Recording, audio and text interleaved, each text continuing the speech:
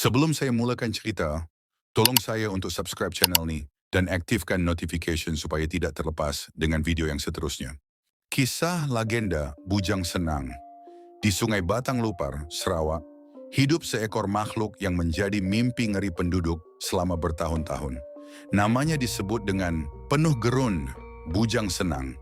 Bukan buaya biasa, tetapi legenda hidup yang pernah membaham manusia dan meninggalkan jejak penuh darah di perairan Sarawak. Bujang Senang adalah nama yang diberikan kepada seekor buaya air masin jantan yang dipercayai sangat besar. Sepanjang lebih 20 kaki dan berat dianggarkan mencecah 1 tan. Ia dikenali dengan tanda putih di belakang, seolah-olah ada corak atau parut yang membezakan dirinya daripada buaya lain. Buaya ini menghuni kawasan Sungai Batang Lupar, berdekatan Seri Aman, Sarawak. Sungai ini memang terkenal menjadi habitat buaya-buaya besar, tetapi Bujang Senang mengatasi kesemua makhluk lain dengan reputasi kejamnya. Kisah Bujang Senang bukan sekadar mitos. Ia dikaitkan dengan lebih daripada 13 kes serangan maut terhadap manusia. Kebanyakannya berlaku ketika mangsa sedang mandi, mencuci pakaian, atau menangkap ikan di tebing sungai. Yang paling mengejutkan, mangsa tidak sempat menyelamatkan diri. Tubuh mereka diseret masuk ke dalam sungai dan apabila dijumpai semula, jika dijumpai hanya tinggal serpihan tubuh. Salah satu serangan yang paling menggemparkan berlaku pada tahun 1992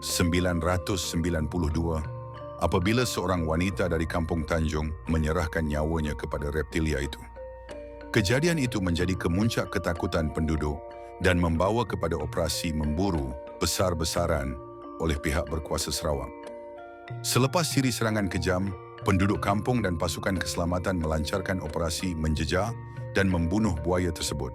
Perangkap diletakkan dan sungai dikawal. Akhirnya, pada 20 Mei 1992, seekor buaya gergasi berjaya ditembak dan dibunuh. Ia dikatakan panjangnya sekitar 19 kaki 6 inci dan memiliki ciri-ciri fizikal yang sepadan dengan deskripsi Bujang Senang, termasuk tanda putih di belakangnya.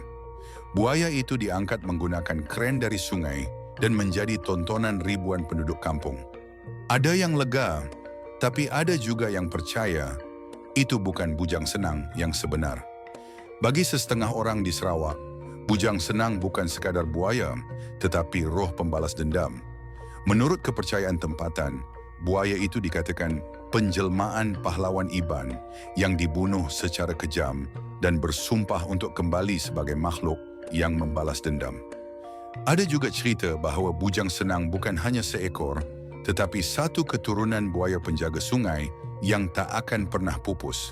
Setelah buaya itu dibunuh, ritual adat dijalankan oleh penduduk Iban, termasuk penggunaan air limau dan mantra bagi meredakan semangat sungai.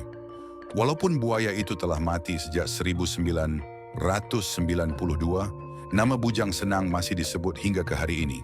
Ia menjadi simbol antara dua dunia, dunia nyata dan alam gaib. Nama Bujang Senang digunakan sebagai nama pasukan bola sepak, restoran, malah ada yang menamakan bot dan produk dengan namanya. Namun begitu, penduduk Batang Lupar masih menyimpan waspada kerana sungai itu tetap misteri. Sesekali, penduduk mendakwa masih terlihat bayang buaya besar di permukaan air. Adakah itu waris Bujang Senang? Atau adakah makhluk itu tidak pernah benar-benar mati? Bujang Senang bukan hanya kisah seekor buaya. Ia adalah kisah tentang ketakutan, warisan budaya, dan kepercayaan antara manusia dan alam. Dalam tenangnya air Batang Lupar, tersimpan satu nama yang takkan dilupakan selamanya.